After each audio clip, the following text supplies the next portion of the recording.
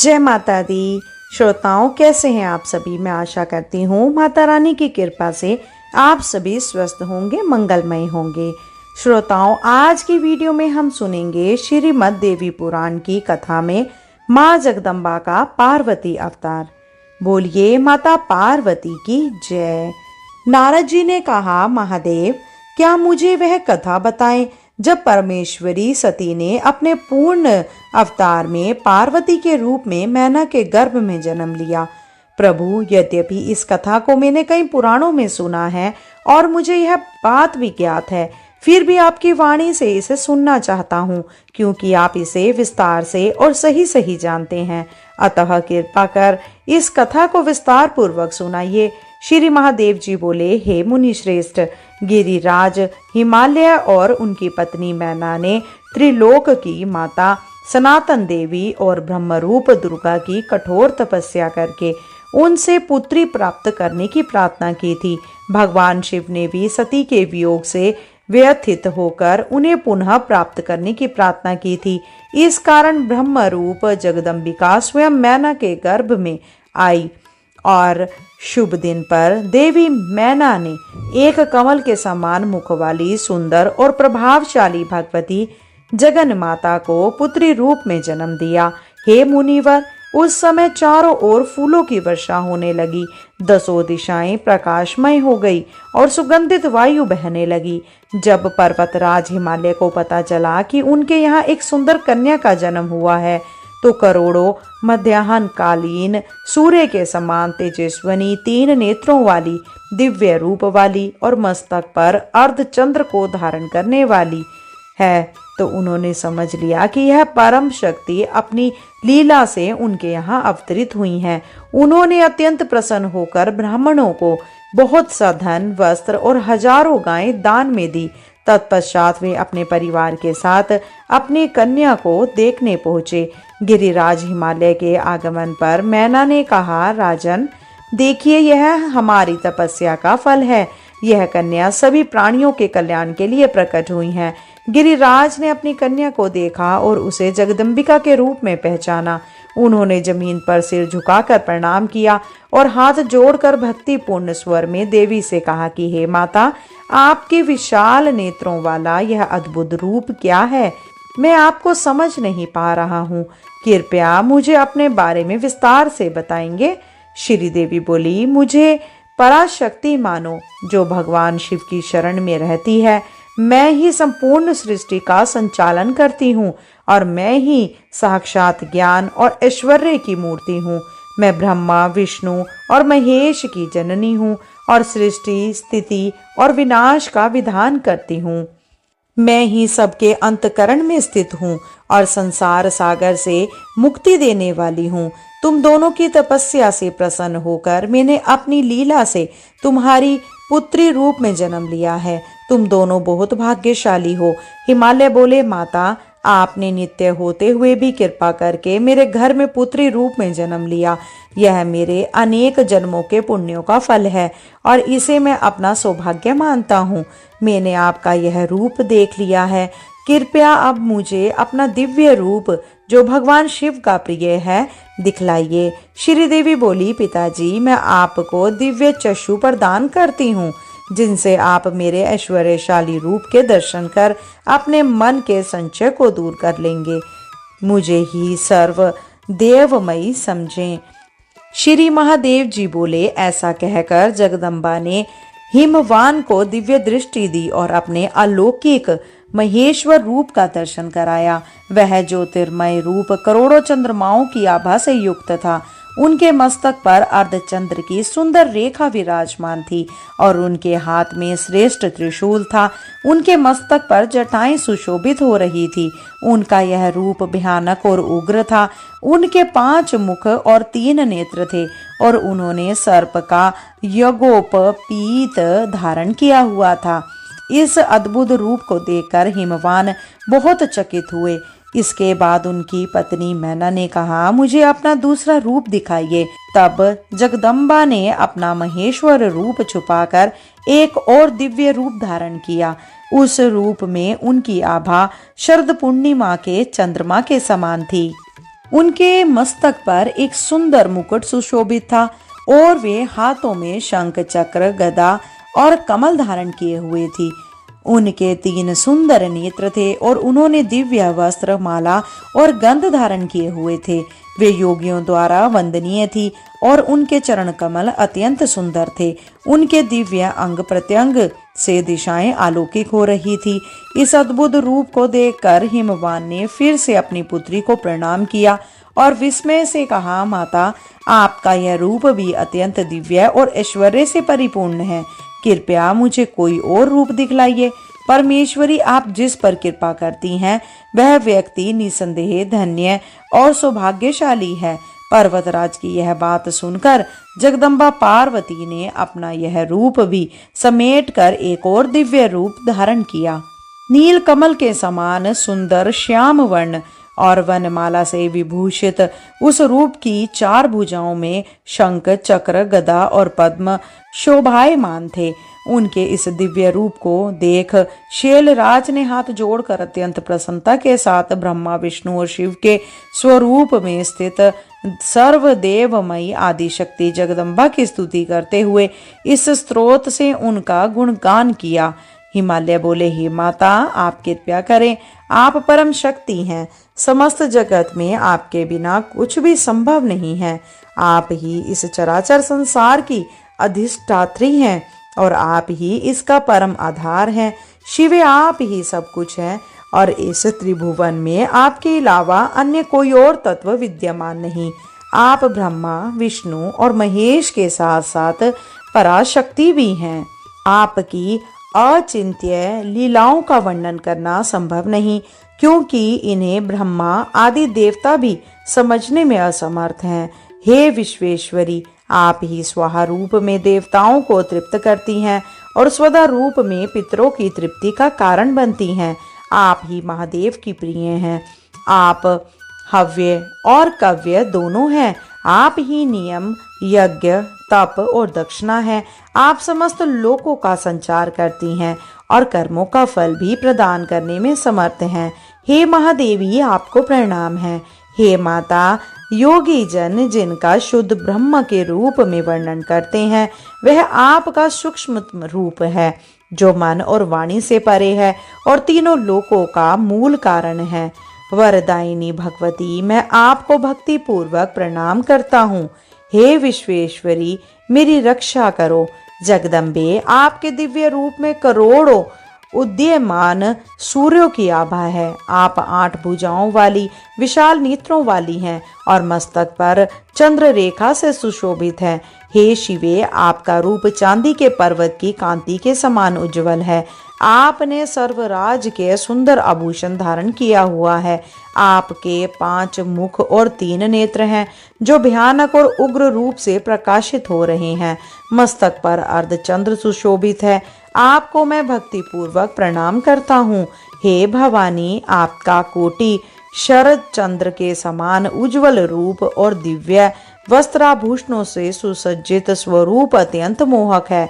हे दुर्गे, जलधर की आभा युक्त नवीन खिले हुए कमल के समान नेत्रों वाले और आपके मुख पर मुस्कान सुशोभित है और आपके गले में वनमाला तथा अंगों पर रत्न जड़ित आभूषण सुशोभित हैं।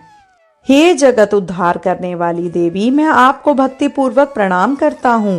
कृपया करके आप प्रसन्न हो। हे माता, मेरा जन्म और तपस्या आज सफल हो गई। जो त्रिलोक जननी, आप मेरी पुत्री के रूप में आई हैं। मैं धन्य हो गया हूँ कि आपने अपनी लीलामय रूप से मेरे घर में जन्म लिया। मेरे भाग्य की प्रशंसा कैसे करूँ, जिनके त्रिलोक जननी को अपनी पुत्री के रूप में पाया। इस प्रकार गिरिराज हिमालय की प्रार्थना पर देवी अपने पूर्व के रूप में पुनः प्रकट हो गई। माता मैना भी यह देख विस्मित हुई और अपनी पुत्री को ब्रह्म स्वरूपिणी मानते हुए गदगद वाणी में कहने लगी, हे माता जगदम्बा, मैं आपकी स्तुति करने में असमर्थ हूँ, फिर भी आप अपने करुणामय स्वभाव से मुझ पर कृपा करती रहें। आप ही संसार की सृष्टि करती हैं और आप ही समस्त कर्मों का फल प्रदान करती हैं। आप ही सबका आधार है और समस्त संसार को व्याप्त करती हैं। तब देवी बोली, माता, आपने और पिता ने कठोर तपस्या से मुझे पुत्री रूप में पाने के लिए आराधना की थी। उसी तप के फलस्वरूप मैंने लीला पूर्वक आपके गर्भ से जन्म लिया है। इसके बाद गिरिराज हिमालय ने देवी को बारंबार प्रणाम कर ब्रह्म ज्ञान की जिज्ञासा की और पूछा, हे माता, आप तो मेरी पुत्री के रूप में आई हैं, परंतु यह आपकी लीला ही है, क्योंकि आप ब्रह्मा और योगियों के लिए भी दुर्लभ हैं। महेश्वरी, मैं आपके चरणों की शरण में हूँ। कृपया कर मुझे ब्रह्म विद्या का ज्ञान प्रदान करें, जिससे मैं संसार के इस सागर को सफलता से पार कर सकूं। तब श्री पार्वती जी बोली, पिताजी सुनिए, मैं आपको उस योग का सार बताती हूँ जिसे जानकर प्राणी ब्रह्म स्वरूप हो जाता है। यह जानकर साधक को मेरे मंत्र का जप करते हुए मन, वाणी और शरीर से मेरा आश्रय लेना चाहिए। उसे सदा मेरे नाम का जप करते हुए मेरे गुण और लीलाओं का श्रवण करना चाहिए। उसे मेरे प्रति भक्ति रखते हुए अपने चित्त को मेरी पूजा में लगाना चाहिए। श्रुति और स्मृति में वर्णित विधि अनुसार यज्ञ आदि करते हुए मेरी आराधना करनी चाहिए। ज्ञान से मुक्ति होती है और भक्ति से ज्ञान प्राप्त होता है। धर्म से भक्ति उत्पन्न होती है और यज्ञ आदि धर्म का ही स्वरूप है। इसीलिए मोक्ष प्राप्त करने की इच्छा रखने वाले साधक को मेरे रूप का आश्रय ही लेना ही चाहिए। पिताजी सभी रूपों में ही विद्यमान हैं और देवता मेरे सच्चिदानंद रूप के अंश से उत्पन्न होते हैं। अतः भक्ति पूर्वक मेरा ही पूजन करना चाहिए। साधक को अपने कर्मों को अनासक्त भाव से करना चाहिए और पवित्र हृदय से आत्मज्ञान प्राप्त करने के लिए प्रयासरत रहना चाहिए। उसे काम, क्रोध और हिंसा का त्याग करना चाहिए। जब आत्मा की प्रत्यक्ष अनुभूति होती है तब साधक तुरंत मुक्ति प्राप्त करता है। मगर पिताजी, मेरी भक्ति से विमुख प्राणियों के लिए यह अनुभव बहुत कठिन है। इसीलिए साधकों को मेरी भक्ति में लगे रहना चाहिए। आप भी मेरे बतलाए गए मार्ग का अनुसरण करेंगे तो संसार के दुखों से मुक्त हो जाएंगे। बोलिए दुर्गा माता की जय। श्रोताओं, यह कथा यहीं समाप्त होती है। इसके आगे की कथा में अब हम आपको सुनाएंगे भगवती गीता ज्ञान, या आप ये कह लें कि पार्वती गीता। हिमालय बोले, माता, वह कौन सी विद्या है जिससे मुक्ति प्राप्त होती है? आत्मा क्या है और उसका स्वरूप क्या है? कृपया मुझे समझाइए। श्री पार्वती जी ने उत्तर दिया, पिताजी, संसार से मुक्ति दिलाने वाली विद्या का संक्षेप में वर्णन करती हूँ। बुद्धि, प्राण, मन, शरीर, अहंकार और इंद्रियों से अलग शुद्ध और अद्वितीय चित्त स्वरूप आत्मा में ही हूँ। यह सुनिश्चित है कि जिसे ज्ञान से आत्मा के स्वरूप का साक्षात्कार होता है वही विद्या है और उसे ध्यान भी कहा जाता है। आत्मा शुद्ध, विकार रहित और जन्म मरण के चक्र से मुक्त है। यह आत्मा बुद्धि और शरीर से परे आनंदमय, प्रकाशवान और सत्य ज्ञानमय है। वह सर्वश्रेष्ठ आत्मा अपने प्रकाश से सभी प्राणियों को अवलोकित करती और सबके भीतर विराजमान है। पिताजी, इस प्रकार मैंने आपको आत्मा के स्वरूप का वर्णन कर दिया। मनुष्य को एकाग्रचित होकर इस आत्मा का नित्य ध्यान करना चाहिए और शरीर से जुड़ी पहचान को त्याग देना चाहिए, क्योंकि यह राग द्वेष का कारण है। राग और द्वेष से उत्पन्न दोष व्यक्ति को जन्म और मृत्यु के चक्र में बांधे रखते हैं। हिमालय बोले, शिवे, राग द्वेष से उत्पन्न दोषों का त्याग कैसे किया जाए? यदि कोई व्यक्ति दूसरों का उपकार करता है तो उसके प्रति सहनशीलता कैसे रखें और कैसे राग द्वेष को दूर किया जाए? श्री पार्वती जी बोली, आपको विचार करना चाहिए कि अपकार किसका हुआ है। जब आप गहराई से सोचेंगे तो द्वेष उत्पन्न नहीं होगा। यह शरीर 5 महाभूतों से बना है और आत्मा उससे अलग है। शरीर या तो अग्नि में जल जाएगा या मिट्टी में विलीन हो जाएगा, लेकिन आत्मा को कोई हानि नहीं होती। आत्मा शाश्वत है, जन्म और मृत्यु के चक्र से परे है। जब शरीर नष्ट हो जाता है तब भी आत्मा को कोई क्षति नहीं होती। गिरिराज जैसे घर जलने पर उसके अंदर का प्रकाश अप्रभावित रहता है, उसी प्रकार आत्मा पर भी शरीर के नष्ट होने का कोई प्रभाव नहीं पड़ता। जो आत्मा को मारने या मारे जाने योग्य समझता है वह भ्रम में है, क्योंकि आत्मा ना मरता है और ना ही मारी जा सकती है। अपने स्वरूप को जानकर द्वेष त्याग दें, क्योंकि द्वेष मानसिक संताप का मूल है और मोक्ष प्राप्ति में बाधा उत्पन्न करता है। हिमालय बोले, देवी यदि आत्मा और शरीर को दुख नहीं होता तो यह अनुभव होने वाला दुख किसे होता है? इस शरीर में दुख का अनुभव कौन करता है? श्री पार्वती जी ने उत्तर दिया, देह और आत्मा को दुख नहीं होता, इसीलिए आत्मा मेरी माया से मोहित होकर मैं सुखी हूँ, मैं दुखी हूँ ऐसा मान लेता है। माया अनादि और अविद्या स्वरूप है, जिससे आत्मा बंध जाता है। आत्मा मन को धारण करता है और मन ही संसार में व्यवहार करता है। जैसे स्फटिक फूल के समीप रखे जाने से उसी के रंग का प्रतीत होता है, वैसे ही आत्मा भी इंद्रियों और मन के प्रभाव में आता है। मन, बुद्धि और अहंकार ही जीव के सहयोगी हैं और वही कर्मों का फल भोगते हैं। आत्मा कोई भोग नहीं करता, क्योंकि वह विकार रहित और निलंबित है। कर्मों के अधीन होकर जीव सुख और दुख का अनुभव करता है। इसीलिए व्यक्ति को ज्ञान और विवेक से मोह का त्याग कर संतुष्ट रहना चाहिए। हिमालय बोले, शिवे यह देह ही दुख का कारण है। यह देह कैसे उत्पन्न होता है और पुण्य के क्षीण होने पर जीव पुनः इस लोक में कैसे आता है? कृपया मुझे विस्तार से बतलाइए। श्री पार्वती जी बोली, पृथ्वी, जल, अग्नि, वायु और आकाश ये 5 महाभूत हैं, जिनसे यह शरीर बना हुआ है। इसीलिए इसे पंचभौतिक कहा गया है। इन 5 तत्वों में पृथ्वी का तत्व प्रमुख है और बाकी 4 तत्व इससे जुड़े हुए हैं। गिरिराज, यह पंचभौतिक शरीर भी 4 प्रकार का होता है, जिसे आप मुझसे समझ लीजिए। अंडज, स्वदेज, उद्भिज और जरायुज, ये इसके भेद हैं। महाराज, इनमें पक्षी, सर्प आदि अंडज होते हैं, मच्छर आदि स्वेदज हैं, वृक्ष, पौधे आदि चेतना वाले उद्भिज हैं और मनुष्य, पशु आदि जरायुज कहलाते हैं। शुक्र और रज से निर्मित शरीर को जरायुज समझना चाहिए। इस जरायुज को भी पुरुष, स्त्री और नपुंसक तीनों प्रकारों में बांटा जाता है। पर्वतराज शुक्र की अधिकता से पुरुष, रज की अधिकता से स्त्री और दोनों की समानता से नपुंसक उत्पन्न होते हैं। अपने कर्मों के अनुसार जीव पृथ्वी पर ओस के कणों के साथ गिरता है और धान्य के बीच आकर अपने कर्मों का फल भोगता है। फिर वही जीव अन्य प्राणियों द्वारा भोगा जाता है और अंत में पुरुष के शरीर में वीर्य रूप में प्रविष्ट हो जाता है। तब ऋतुकाल में स्त्री के गर्भ में पहुंचता है। राजन, स्त्री ऋतु स्नान के बाद चौथे दिन से शुद्ध होती है और 16वें दिन तक ऋतु काल माना जाता है। विषम दिन में समागम करने से स्त्री और सम दिन में समागम करने से पुरुष संतान का जन्म होता है। ऋतु स्नान करने के बाद स्त्री को अपने पति का चेहरा देखना चाहिए, ताकि उसकी संतान पति के समान हो।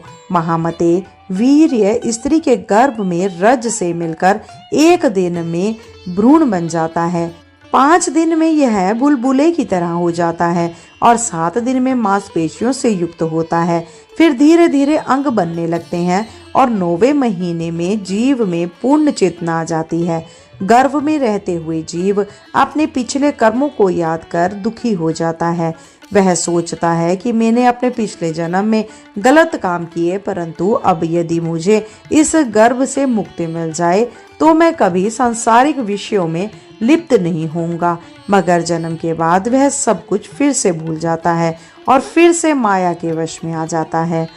पिताजी, फिर समय बीतने पर वह युवा होता है और काम, क्रोध आदि में फंसकर पाप और पुण्य कर्म करता है। इस देह से प्राप्त सुख और भोगों के लिए वह कर्म करता है। इसीलिए आत्मा इन भोगों से अलग है। हर पल उसकी आयु घट रही है। जैसे पत्ते पर रखा पानी का कण गिरने वाला होता है। महाराज, भोगों के सुख सपने के समान है, फिर भी जीव इनसे मुक्त नहीं हो पाता। काल अचानक से जीव को उसी प्रकार पकड़ लेता है जैसे सर्प मेंढक को पकड़ लेता है। अतः इस संसार के सुखों से मुक्ति पाने के लिए आपको आत्मा और देह को अलग करके मेरी भक्ति करनी चाहिए और ब्रह्म स्वरूपिणी भगवती की आराधना अवश्य ही करनी चाहिए। हिमालय बोले, देवी, यदि आपकी शरण में ना आने वालों की मुक्ति संभव नहीं तो कृपया करके मुझे बतलाइए कि मनुष्य आपकी शरण कैसे प्राप्त करे। माता, जो लोग मोक्ष की कामना रखते हैं उन्हें किस रूप में आपका ध्यान करना चाहिए और किस प्रकार की भक्ति करनी चाहिए? श्री पार्वती जी बोली, हजारों मनुष्यों में कोई कोई ही सिद्धि की कोशिश करता है और उनमें से भी बहुत कम लोग वास्तव में मुझे समझ पाते हैं। तात, जो लोग मोक्ष चाहते हैं उन्हें मेरे सूक्ष्म निर्विकार प्रकाशमय सर्वव्यापी कारण रूप का ध्यान करना चाहिए। मैं बुद्धिमानों की प्रज्ञा हूँ। पर्वतराज, मैं ही पृथ्वी में सुगंध के रूप में विद्यमान हूँ, जल में रस हूँ, चंद्रमा की ज्योति में भी मैं ही हूँ, तपस्वियों की तपस्या में हूँ और बलवान प्राणियों का शुद्ध बल भी मैं ही हूँ।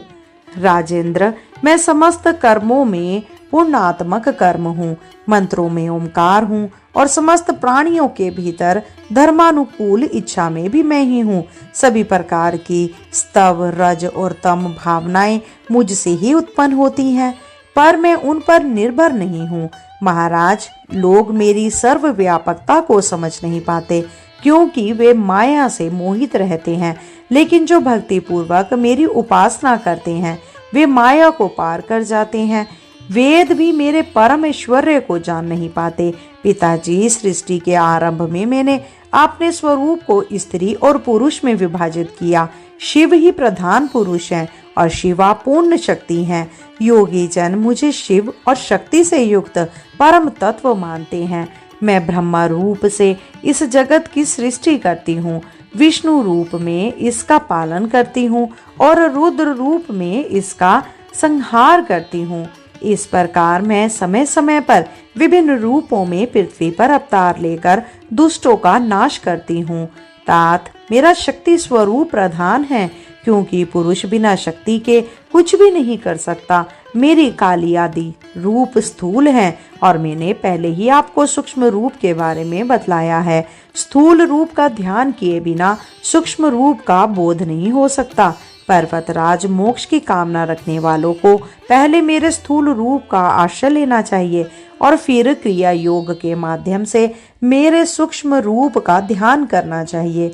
हिमालय बोले, माता, आपके कई स्थूल रूप हैं, कृपया करके बतलाइए किस रूप का आश्रय लेकर मनुष्य शीघ्र मोक्ष प्राप्त कर सकता है। श्री पार्वती जी बोली, मेरे स्थूल रूपों से ही यह संपूर्ण जगत व्याप्त है, परंतु जो जल्दी मुक्ति प्रदान करने वाला है वह मेरी देवी मूर्ति है। यह देवी मूर्ति 10 महाविद्याओं के रूप में प्रसिद्ध है। उनके नाम हैं महाकाली, तारा, षोडशी, भुवनेश्वरी, भैरवी, बंगलामुखी, छिन्नमस्ता, महात्रिपुर सुंदरी और धूमावती और मातंगी। ये सभी मनुष्य को मोक्ष देने वाली हैं। आप इनमें से किसी एक देवी का श्रद्धा पूर्वक आश्रय लेकर मेरी आराधना करें। ऐसा करने से आप मुझे प्राप्त कर लेंगे और पुनर्जन्म के कष्टों से मुक्त हो जाएंगे। जो व्यक्ति निरंतर मेरे प्रति एक निष्ठ भाव से आराधना करता है उसे मैं मुक्ति प्रदान करती हूँ। अंतिम समय में जो भक्ति पूर्वक मेरा स्मरण करते हुए प्राण त्याग करता है वह संसार के दुखों से मुक्त हो जाता है। महाराज, मेरे प्रति अनन्य भाव से जो लोग श्रद्धा से मेरी भक्ति करते हैं मैं उन्हें मोक्ष प्रदान करती हूँ। मेरा शक्ति स्वरूप बिना किसी कठिनाई के मुक्ति देने वाला है। अतः आप मेरी शरण लें। जो लोग अन्य देवताओं की उपासना भी श्रद्धा से करते हैं वे मेरी ही उपासना करते हैं, लेकिन केवल अन्य देवताओं की भक्ति करने से मोक्ष प्राप्त करना कठिन होता है। इसीलिए आप मेरे प्रति समर्पित होकर मेरी शरण में आएं। आप जो भी कर्म करते हैं, भोजन, हवन या दान, उसे मुझे अर्पित करें। ऐसा करने से आप कर्म बंधन से मुक्त हो जाएंगे। पर्वतराज, जो मनुष्य सच्ची श्रद्धा से मेरी आराधना करता है वह मुझ में स्थित हो जाता है और मैं उसमें। पापी से पापी व्यक्ति भी यदि अनन्य भाव से मेरी शरण लेता है तो वह पापों से मुक्त होकर धर्मात्मा बन जाता है और संसार सागर से पार हो जाता है। महामते, आप मेरे प्रति प्रभक्ति से युक्त होकर मेरी आराधना करें। मैं आपको जन्म मृत्यु के चक्र से पार कर दूंगी। जो व्यक्ति अमावस्या के दिन इस श्री पार्वती गीता का पाठ करता है वह सभी पापों से मुक्त होकर देवी तुल्य हो जाता है। जो व्यक्ति बेल वृक्ष के नीचे अर्धरात्रि में इसका पाठ करता है उसे देवी दुर्गा का साक्षात दर्शन प्राप्त होता है। शिवजी जी बोले, इसके विषय में और क्या कहा जाए। पृथ्वी पर इस श्री पार्वती गीता के पाठ के समान कोई अन्य पुण्य नहीं है। यज्ञ, तप, दान आदि के फल सीमित होते हैं परंतु इसके पाठ का फल असीमित है। इसके विषय में अधिक क्या कहा जाए। तत्व की बात यह है कि पृथ्वी तल पर इस श्री पार्वती गीता के पाठ के समान कोई भी पुण्य नहीं है। मुनि श्रेष्ठ, इस लोक में तप, यज्ञ, दान आदि कर्मों के फल तो परिमित हैं किंतु इसके पाठ के फल की कोई सीमा नहीं है।